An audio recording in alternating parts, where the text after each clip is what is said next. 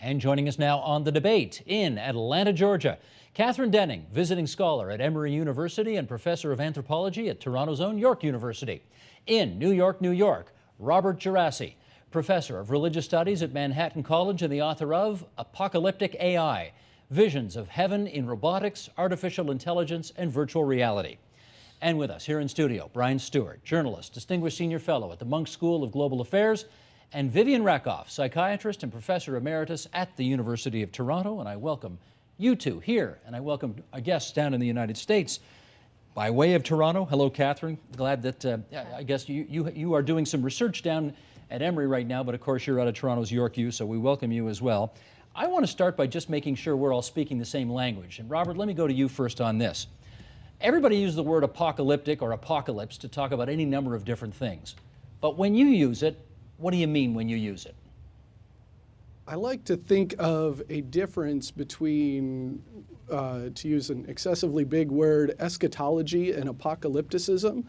Eschatology is a theory about the end of all things, and apocalypticism is a bit bigger than that. It often includes an end of all things, but very importantly, it includes a beginning of new things. For something to be properly apocalyptic, it has to suggest that there will be a new world occupied by a kind of new humanity. So apocalypticism in that sense is very forward thinking. So it's not enough to say it's the end of everything. You really do have to be open to the suggestion that something's going to come after that. Have I got that right? Absolutely. Apocalypticism is a fundamentally optimistic view of the world. It accepts a kind of alienation in the world at present, that there are problems in the world, the bad guys are winning, that sort of thing. But it looks forward to a new world in which the good guys will be winning. Okay. For you two online in the United States, listen to the following. For you two in our studio here, take a look at the monitor. Discovery Channel in 2009 did something on their anticipation of the apocalypse in 2012, this year. Let's watch. Roll tape, please. December 21st, 2012. Fire pours down from the sky. Oceans leap up and swallow the land. Continents rip themselves apart. Doomsayers believe on 21st of December 2012, we can expect billions of people to die. It's going to be a very, very bad day for planet Earth. I gotta say, Robert, that video, there's nothing looking optimistic about that. That looked pretty terrible, but I take you at your point. Catherine, let me go to you on this. They are referring to a date in that piece on the Mayan calendar, a very specific date and not a random date during which they think the world will end. Can you explain to us why so specific and not random? Well, it's specific because there are a few people who believe that this particular date in the Mayan calendar marks the end of one cycle of creation and the beginning of another. However, I think it's pretty important to note that there are a whole lot of dates in the Mayan calendar. Things begin and end every day. And as to why this one has achieved such popularity and such widespread belief, that has nothing to do with the Maya. That has everything to do with the modern media machine, which we will talk about more in a second. Life today, obviously, Brian, is extremely more modern, different, more, everything, sophisticated from the times when these prognostications would have been written down. So why do so many people today, in your judgment, look to ancient texts to figure out what's going to happen now? I think it's something to do with the vortex of the world we live in, this ever picking up speed of 24/7 news, the complexities. When I began as a journalist, 64 countries, now in 193. It's harder and harder for people really to grasp, I think, the complexity of the world as it is. So there's a natural tendency to give me some kind of rock I can put my belief on, or give us something that can give us a more simple issue is what's going to go on in this world. I think there's this tremendous confusion feeding this desire for something big, whether it's big or bad. It's going to be really big and take care of a lot of problems all at once. Vivian Rakoff, you've got a thought as to why people today in our modern society are looking to texts of many hundreds or thousands of years ago to explain why the world's going to end this year? Well, I think people in our modern society are exactly the same as people have always been. And I would defer to the other members of the panel in detail, but there are repetitive stories of apocalyptic expectation, carrying with them, as was, I think, very properly pointed out, the notion of rebirth. There is always, the world is always imperfect. The world is always changing. You know, the intense dialectic of going onward and outward and having opposition never changes. Every day sees the death of a life. We go to sleep. Every human being anticipates the end of their own existence. So the sense of things coming to an end is with us all the time. The notion that modern human beings are somehow different from human beings in previous times, or indeed in different cultures, that these people are very different, is, I think, a peculiarly provincial one, in the sense that we believe that our time is specifically different. I don't believe that. I think we understand this because of perennial issues, and we'll no doubt approach them during this discussion. Sure, but let me come a bit full circle just for the first part of our discussion here with Robert, because your suggestion that something optimistic has to come out of apocalypse.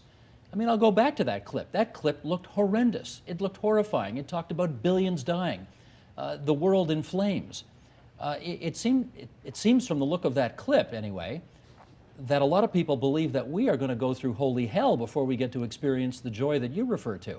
How does that make sense? Well, that's actually incredibly common, the thought that a lot of people are going to suffer. Normally, the apocalyptic, him or herself, lives in a sort of shell that will protect that person.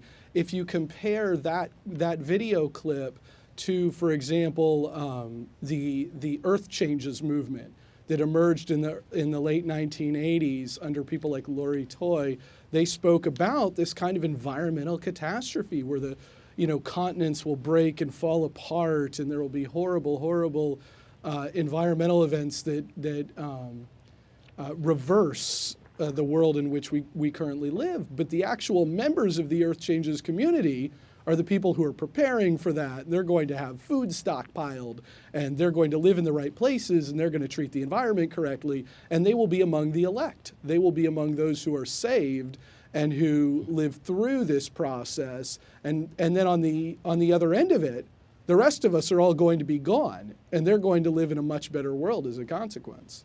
Let me set up the next part of our discussion by reading an excerpt here this is from the Globe and Mail review of a movie called Take Shelter, which previewed at the Toronto International Film Festival this past September. Here's Liam Lacey writing in the Globe.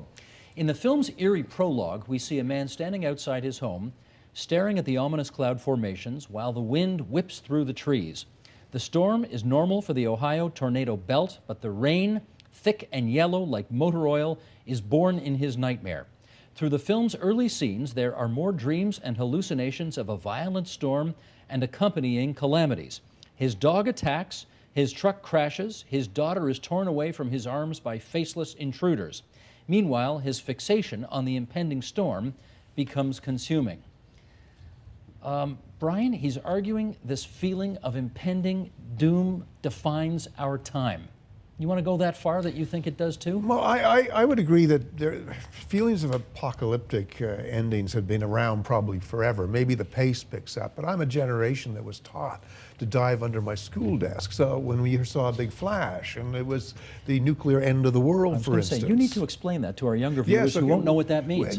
Children of my generation, when we would go to school, we'd sit at our desks and they say, if you suddenly see a giant flash, dive under your... This is Halifax, Nova Scotia, is going to be somehow targeted by the Soviet Union. We were all expecting a possible nuclear holocaust around the world that would vaporize the world. This is how we kind of grew up.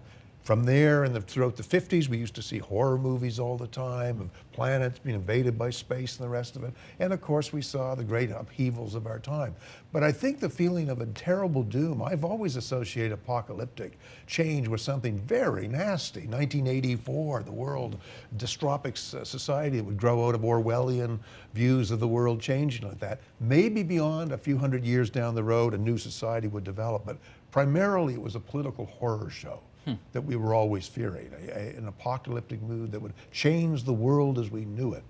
And the the living would envy the dead, as was one of the expressions of the 19th. Who said that? That was good. Was that Jonathan Livingston Seagull? Or who I said think, that? strange enough, it was Eisenhower. I think probably Ike said President that. Eisenhower said in one of his speeches. Okay.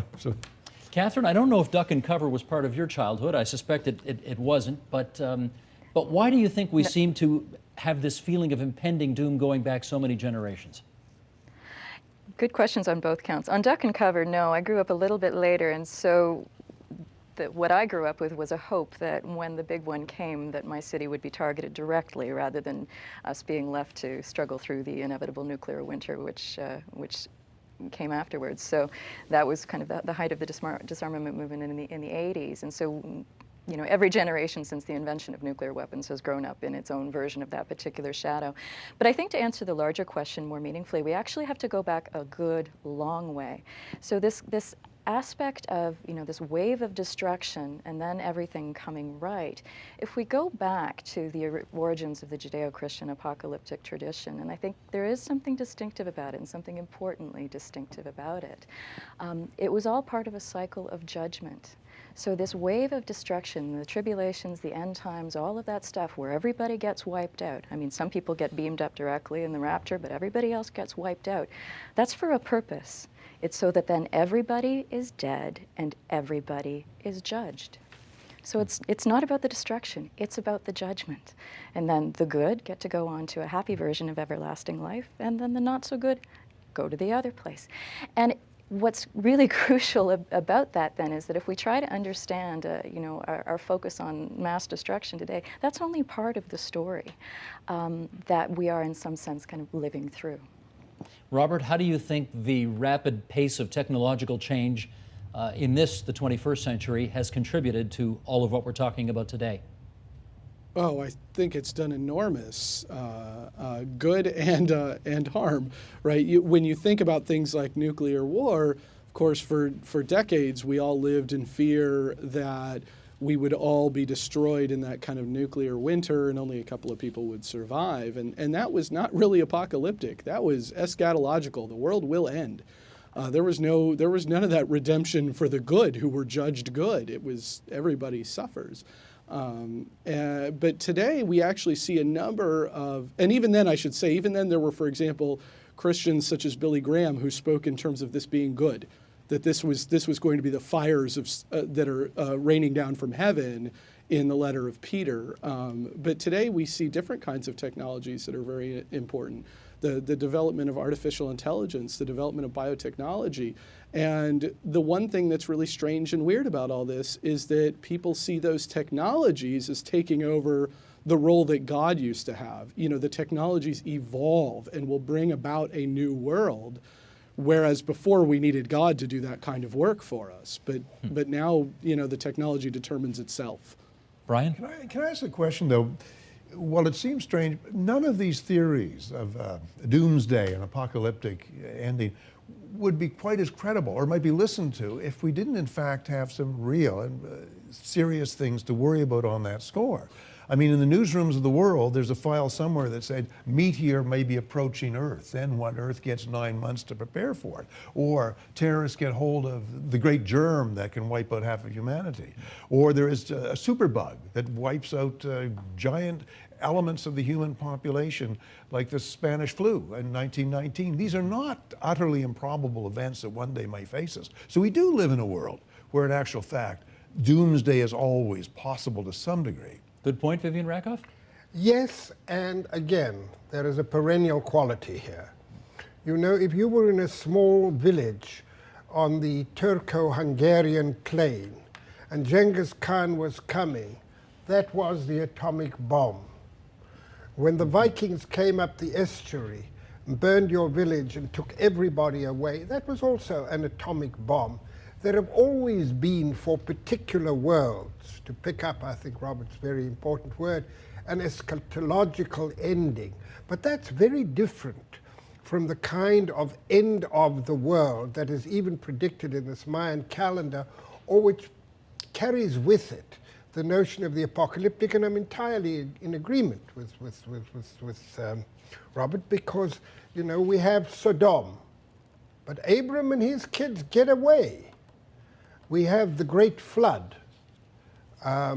which is also in Mesopotamian legend, is in Gilgamesh, you know. But Noah and his boys and his wife, they get away. And those are the most ancient, but these things are repetitive. Norman Cohn, in his extraordinary book, The Pursuit of the Millennium, examines these cults of apocalyptic destruction in the late Middle Ages and the early Renaissance period very carefully. They always carry with them that primary dichotomy, which Robert referred to. We will cleanse the world, and then what happens afterwards will be good.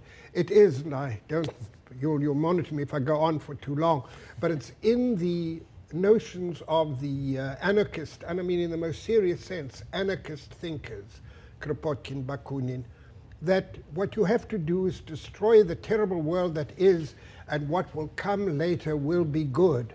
And it might even be a thread, and I say no more than a thread, in the Occupy movement, which is castigated for having no program. But the point of that occupation is, yes, we have no program because what is so lousy. We want it to disappear, and out of that will come a new, kind, interdependent, democratic, wonderful world. More just. Yes, Brian. Didn't we in fact see that in our time in China under Mao, the great, that's millions lost in a famine so that China could build a better world. The Khmer Rouge in Cambodia demolished the whole urban society because out of the bloodshed, out of the wiping out of the undeserving intellectuals with soft palms will come somehow a better state. So we've seen in the last 100 years certain apocalyptic movements exactly to that point. We will get rid of the unworthy and only the pure will survive. Robert, do you want to follow on that? I think that's absolutely correct. I mean, I certainly think there are those whose eschatological visions are nothing but negative, but more commonly, we try to be optimistic, and we hope the end is going to redeem us, those of whom are in the us group, whatever that us group may be. We're hoping that the end will actually produce a new world for us to be in, without all those others who've been troubling us in this world. But Catherine, help me with this angle on it. If we talk about the examples that Vivian Rakoff just did, where if you were in the time of Genghis Khan, it may as well have been that you thought the apocalypse was upon you when you saw him coming over the hills. But the reality is, the world wasn't connected then the way it is today. It can happen halfway around the world today, and you'll know about it wherever in the world you are. Does that enhance the sense of apocalypse that we all live with on a day-to-day basis? Probably, yeah. This sense of interconnection and also just the greater knowledge that we have of the state of the earth itself. So somebody whose village was destroyed by whichever horde of whichever time, and of course this is a perennial fact of human existence, war and famine and pestilence, all of these different things, all the horsemen, if you like, have made regular appearances. But people haven't been burdened with the greater knowledge of what happens everywhere. They haven't been able to step off of Earth itself, look back at it, and have this image of Earth as something fragile, something that is itself under cosmic threat, not just threat from the next village over or from some expanding empire or from some kind of pestilence. And so I think it's added to our degree of existential angst that we just have this increased knowledge. And indeed, as Brian was saying, we've got this knowledge of war zones and disaster zones the world over, and we can watch it unfold in real time on television, and that is new. And we have to find ways to assimilate that into our current consciousness. So if you add all of those things on top of a traditional substrate that always says, disaster is coming, it's the natural order of things that disaster is coming, then of course it's going to weigh heavily upon us. And I'm going to infer from that answer as well, Catherine, that the more we explore space, the more we're inviting ourselves to continue this. Is that right? Well, it doesn't have to be that way, but it seems to be shaping up that way. The truth is that space is dangerous. It's not particularly hospitable to people. I mean, there is no other world at this time that we can comfortably live upon. There are always hopes of terraforming, of living in environmental bubbles, et cetera, et cetera. But at the moment, it's It's dangerous. And we're also more aware than ever before that, yes, meteorites do impact the Earth, and yes, these things have consequences. So part of the space exploration is understanding the context of Earth within the vast sweep of cosmic time. And if we actually look at the Earth's history, we see so many ways in which it's been under threat, so many mass extinctions. And so that's another kind of knowledge that we've had to try to assimilate into our present modern mentality, and it's not easy to do. Can I also assume, Brian, that when you were covering those awful famines in Ethiopia going back now, whatever it was, 25 years, you look around, as far as the eye can see, it's an apocalypse, is it not? That's exactly how we saw it. We used the term, it is a biblical famine. One felt exactly you were back in the pages of the Bible or living through something in the ghastly Middle Ages. And, you know, one got the sense it is possible. It is possible the world could ignore this happening or not be able to handle it. You had this enormous sense of it's out of our control. Nothing we can do can actually control this. In the end, there was a good news story because the world actually responded in a very effective and very fast way, and in one sense it worked. But being shaken by something like that, I was also at the tsunami. I went in after the waves receded. That too looked like an Earth that had been visited by some peculiar force from outer space or something. It just looked amazing that whole houses were gone up to a certain 500-yard point, and then everything was fine again. It was like the visitation of people from space or something. So these events do happen, and they do color, no doubt, the view of a lot of reporters or human rights workers and medical workers who work in these places. Robert, can you comment on the influence of mass media in either perpetuating this notion that the apocalypse is upon us or poo-pooing it? Either way. Well, one of the really interesting things, I mean, mass media is very broad, right? We're talking mass media equals print, television, radio, the internet, and so forth. One of the most interesting things about the way mass media work is it seems, to me at least, that internet conspiracy theory is about the most effective way to make something like this function, especially if there happens to be some person who wrote some book at some point in time 20 years ago to be the sort of authoritative voice for the new conspiracy. And I think that perhaps plays into the fact that we tend toward very eschatological visions when human beings are in control, and we tend toward apocalyptic visions when some sort of transcendent guarantor, whether that's God or evolution or something else, is in control. Because we don't worry much really about, and this is something we should worry about, something that was referenced, like, for example, biotechnology and the possibility of producing diseases that are 90% lethal to humanity. That's a very real concern that would decimate humanity, and that's not something that we hear a lot of. Meanwhile, the Mayan 2012 thing, we hear an enormous amount about, thanks largely to its presence on the internet. Right. Vivian Rakoff. You know, I think there is, and I think Robert makes very important points here, but there is a subset of all these things that I think we have to take into account. That is when the temptation to produce an apocalypse so that you will have a better world afterwards actually produces political action. I'm a South African, and I grew up with the knowledge of a particular cargo cult in late 19th century South Africa, when the Xhosa, who had been defeated by the white settlers in war, found themselves totally bereft. Their land was being stolen. Everything that they had known, their world, had come to an end. And a young woman, probably under the influence of an older relative who has come to be known as the Black Joan of Arc, told the people to kill all their cattle and burn all their crops, and on a certain day the ancestors would come out of heaven and sweep the white man into the sea. What did they do? They burned all their crops and killed all their cattle and died in their multitudes. And Nonkwasi, the prophetess, took on the name of Queen Victoria. But the vision was a better world. And if you follow contemporary anarchist thinking, that is very much what you see. So that a young man like Gavrilo Princip in 1917 kills Franz Ferdinand in Sarajevo, and he ignites the world. And the world did come to an end as they knew it. He did it only because he thought the outcome would be wonderful for Serb nationalism.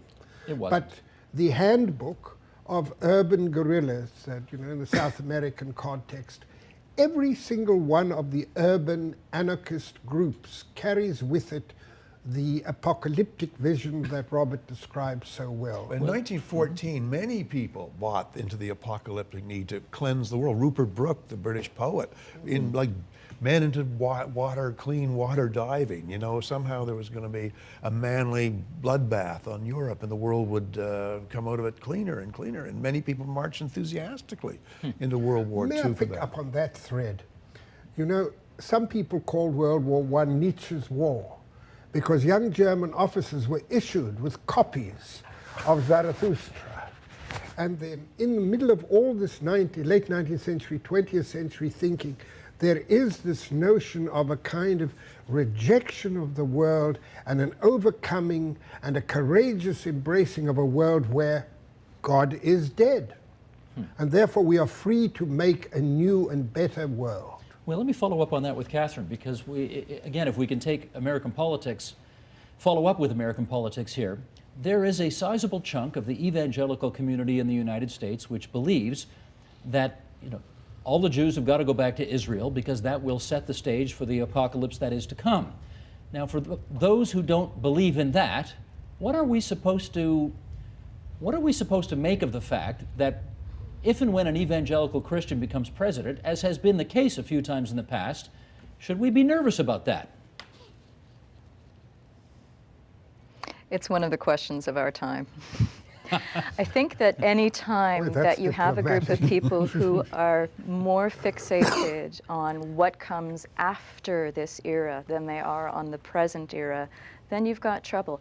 And I would hasten to add that this is not unique to modern evangelical Christianity in the States. It's a feature of many different religious systems in many places and many times, just as the idea of the eradication of the present order is by no means specific to European anarchists of the 20th century. It's a common feature of revolutionary thinking throughout history. The idea of an erasure of a world order and starting time again, starting something over again, creating something new, creating something better. But where these two threads kind of come apart in an important way is between revolutionaries who want to create something better here on Earth in this life that we know here, in this environment that we know here, on this planet that we know here, versus those who are acting in the hope that we will bring an end to this stage and our real life will start beyond death afterwards. So the question is, where is your real life? Where is your real society? What matters the most? Is it everything that we see around us now, or is it what happens when we die? And people have actually startlingly divergent opinions on that. For some people, life on Earth is transitional. It's a test. It's a bunch of things that you have to do right in order to get to the good place where your real life starts afterwards and goes on for eternity, the place where time stops. So it's a really important distinction. Robert, I don't want to push this too far, but I know, when George W. Bush was the president, and during those initial leaders' debates, when he said Jesus Christ was the most important influence in his life, and he was, clearly he loved the Bible and cared about the Bible, and the Bible was an influence. Were you one of those who wondered whether or not his political decisions would be based on promulgating the end of days? Well, that raises a couple of interesting issues. I mean, one is that my personal advice to people would be to be generally wary about anyone who starts talking about producing new worlds, right? But in a conversation with someone who, as Catherine has pointed out, someone who already anticipates that this world is without value and only the world to come is, then you're already in kind of shifting sands when you try to have a conversation about the matter. I personally don't believe, when my former president, with all due respect, spoke about the importance of the Bible in his life, I would actually challenge to some extent whether he knows the Bible very well. The Bible is an incredibly rich book.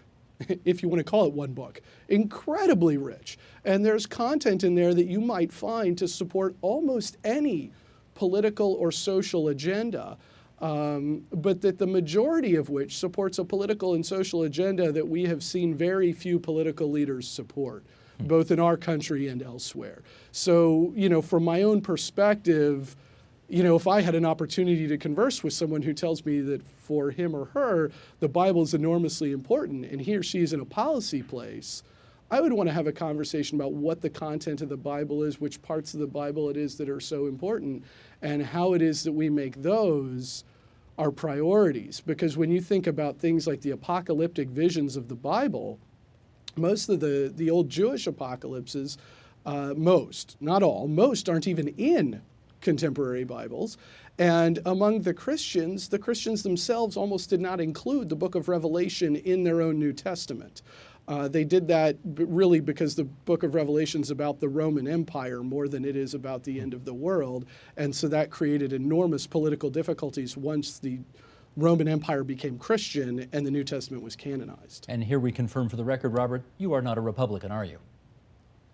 I am far to the left of nearly everyone in the political spectrum. Just wanted to confirm. Yep, just wanted to confirm. Go ahead, Viv I want to pick up a Rakoff. thread that Robert had. It so happens that I read a review by Freeman Dyson of a new book by David Deutsch on the notions of infinity. And Dyson makes a very important, I think, and useful distinction, which is biblical, which is why I'm jumping in. He contrasts the Abrahamic, which is a vision of trust, because Abraham, after all, gives himself over into God and accepts that by following him, he will be all right. The universe is not arbitrary. You will be okay. He contrasts that with the Jeremiah tradition, which is again common in the Hebrew prophetic literature, where everything's going to go to hell. You're going to be burned, your wives are going to be killed, your crops are going to be ruined. Well, that's not quite a fair distinction. Anyway, it's a distinction he makes.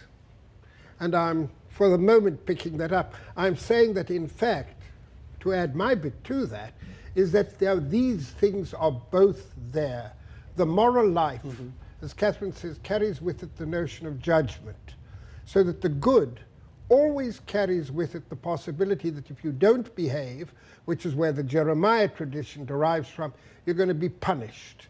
And this often leads to the coarsest look for moral turpitude as a cause of disaster, so that you have people after a tsunami, after a famine, who go around looking for the ways in which the bad behavior of the people has brought this upon them as a judgment of God. So that both these positions, if they're taken to extreme, become suspect and a recipe, in fact, a recipe for disaster. Ryan, just curious, in your years of reporting, a few decades out there, did you run into people who lived their lives on the basis of the apocalypse will soon be upon us and therefore I am living my life X, Y, and Z certain way? Well, it's interesting. I can remember as a young man in the Cold War when it was possible to have an apocalypse. There was, even amongst some of us, there was a sort of excitement that maybe, we're not having much luck in love anymore, or dates aren't coming through. Maybe somehow we won't have to do university because the day will be blown apart. There's a kind of temptation towards totalitarianism, there's temptation towards some kind of bleak ending. But yes, one runs into it a lot, and I run into a lot of people that I suspect have that attitude. If we're going down, I'd like to take all the rich with us. I mean, this is one way, the avenue can triumph. We may all be swept into the sea, but those guys in Wall Street, they'll be swept in just like the rest of us. There is a payback day, if you can think of an apocalypse. It's interesting, though, in all this discussion, how wrong it always is. I mean, that's the thing that growing up since the 50s and the 60s, all these great predictions of what's going to happen, the world will be turned upside down, generally turn out to be wrong. What always bites us in the rear end is something we're not expecting. The fall of communism, we weren't suddenly expecting. The end of apartheid. Yep. The end of Nazism. 2008, the economic crisis. It's no accident that the predictor of doom is a comic figure in New Yorker cartoons the end is nigh is carried by a guy in a bedsheet, and it's got the same level of credibility as the two guys on the island by themselves. And I would be wary of a certain journalistic personality. Journalists are the only people I know on 2008 when our life savings were going down, bankruptcy everywhere, it looked like the global economy was going to go right in the dustbin, and guys had gleams in their eyes. This was a crisis. There was the enthusiasm and enjoyment of a crisis, which tends at times to be a common trait amongst many, many journalists. Can't much more than resist we a good think. story. It's a huge story. Even if the end of the world would be the biggest story ever. Wow. Catherine, help us with this part of it, because Brian's right. Every time the apocalypse is forecast, so far, it hasn't happened. Does that not make anybody the slightest bit more chaste about making predictions? Not really, no. The key, and again, if we kind of roll back the clock to when the Judeo-Christian tradition started to become very apocalyptic in nature indeed, and it does actually crop up throughout the New Testament in different places. It isn't just in Revelation. But it became this characteristic that the question was, how specific do you make your predictions? So those who've made very specific predictions that, the world's going to end on, December whatever, year 19 whatever, they always end up disappointed. Things don't go well for them. But the people who say, yes, the next kingdom is coming, Jesus will return, just make it at some unspecified moment in the future, they tend to be very successful indeed. And this is one of the distinctions between kind of small splinter churches and the large, extremely long-lived churches. It's just down to how specific they make their predictions. So, but in terms of the predictions we have for our own doom in our modern era, I think what's really important about this is that the existential threats, the human-made existential threats that started to become a concern with the weapons of mass destruction, they haven't gone away. Mm-hmm. We just have stopped talking about them with the same frequency that we once did. But arguably they're as bad as they have ever been, and possibly getting worse. But it's this era of kind of constant prediction of doom, I think, makes us start to get confused between those we can do something about and those we can't. And I think we exist in this state of numbness of, oh yeah, well, we're all doomed. And we cease to be able to be more specific, to be more hopeful, to distinguish between the things we can change and the things that we can't. And I think that's kind of the backstory or the worrying part to this ceaseless round of prediction. Well, let's hit it on the head here, Robert. Stand by. I want to pluck hope. You want to which? I want to pluck an element of hope out of what Catherine's just said. See, even though the prediction is terrible and it's constantly with us, in fact, behaviorally, the moment you've identified a problem, you've already begun to do something about it. Mm-hmm. Human beings faced with disaster rarely sit back and say, let it roll. No, they figure it out. They run for the hills. 84. Ethiopia, right. Well, listen, we got about a minute and a half here. Robert, let me ask you this. December 21st is the latest forecast based on the Mayan calendar for when we're not going to be here anymore. If we play this program, well, are we going to be able to play this program back on December 22nd later this year? My students keep asking me that. What's going to happen on December 21st? And I just keep telling them, well, on December 22nd, we'll come up with a new day at which the world is going to end. Because that really is what we do. So I take it none of the four of you believes that the 21st of December will be the last year for this world? No? No. Brian says no. Vivian Only says no. Catherine says? Only if somebody decides to make it the last day. And one person can do that. Is that what you're telling us? One person can make that decision? I guess what I'm saying is whoever has their finger on various buttons, that's a choice that they can make. But is there something coming from the outside, some kind of galactic force that's going to doom us all? No. And out of interest, the Maya didn't say that either. Okay. Robert, if it's not the 21st of December, do you want to give us another date when we can look forward to it? Everybody in the know is aware that once you predict a date, you're already out of the loop. So I'll just vaguely suggest that if we don't get a handle on bioengineering viruses, we're in trouble in the next 50 years. I can see people at home saying, he knows, he just doesn't want to tell us. Robert Gerasi in New York City from Manhattan College, Catherine Denning in Atlanta, Georgia, the professor of anthropology from York University, Brian Stewart, the fellow at the Munk School of Global Affairs, Vivian Rakoff, psychiatrist, professor emeritus, U of T. Thanks, everybody, for Thank you. a end of times discussion. That was really quite delightful. Thanks to you all. Thank you.